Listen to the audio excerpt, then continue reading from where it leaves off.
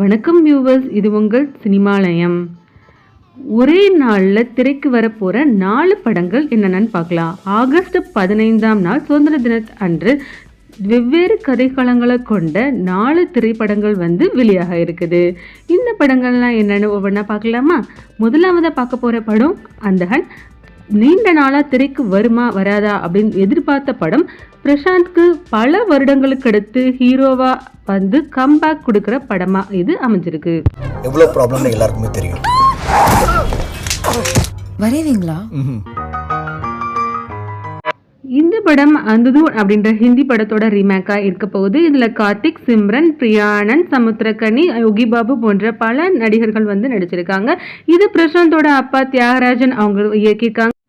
சந்தோஷ் நாராயணன் அவங்க இசையில் பாடல்கள் எல்லாமே அருமையாக வந்திருக்கு. இது பிரசாந்துக்கு வெற்றி படமாக அமையுமான்னு எதிர்பார்க்கலாம். அடுத்து நம்ம இந்த லிஸ்ட்டில் பார்க்க போகிறது சியான் விக்ரம் நடிப்பில் ரஞ்சித் இயக்கத்தில் பெரும் எதிர்பார்ப்பை ஏற்படுத்திய படம் தான் தங்கலான் திரைப்படம். இதுவும் அன்றைக்கு தான் வெளியாக இருக்கிறது.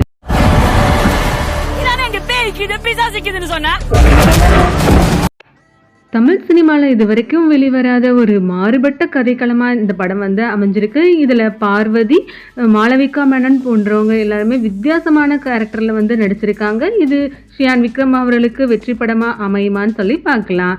இந்த படத்துக்கு இசை ஆரம்பிச்சிருக்காங்கன்னு பார்த்தீங்கன்னா ஜிவி பிரகாஷ் அவர்கள் இசையில் சூப்பர்வாக பாடல்கள்லாம் அமைஞ்சிருக்கு.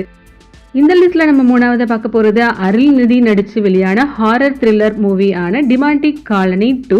இந்த படத்தோட டைரக்டர் அஜய் ஞானமுத்து. இது 2015ல வெளியான டிமாண்டிக் காலனி படத்தோட தொடர்ச்சியான்னு பார்க்கலாம்.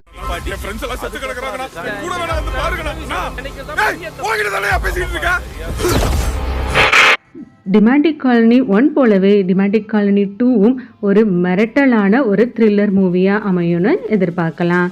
இந்த லிஸ்ட்டில் நம்ம 4வது பார்க்க போகிற படம் இதுவுமே கொஞ்சம் வித்தியாசமான ஒரு கதைக்களமாக அமைஞ்ச படமாக தான் இருக்க போகுது. கீர்த்தி சுரேஷ் நடிப்பில் வெளிவர ரகுதாத்தா. இந்த படத்தில் MS பாஸ்கர், தேவதர்ஷினி போன்றவங்கள்லாம் லீடிங் ரோலில் நடிச்சிருக்காங்க. ஹிந்தி திணிப்புக்கு எதிர்ப்பான படமாக இருக்க போகுது. இந்த படத்தோட டைரக்டர் யாருன்னு பார்த்தீங்கன்னா சுமன் குமார் அவர்கள். எல்லாம் மீறி ஹிந்தியை திணித்தே தீருவோம் என்றால் ஹிந்தி தெரியாது போயா. சுதந்திர தினத்துக்கு வெளிவர போகிற மாறுபட்ட கதைக்களங்களை கொண்ட இந்த 4 படங்களில் எந்த படம் வெற்றி படமாக அமையுதுன்னு பொறுத்திருந்து பார்க்கலாம்.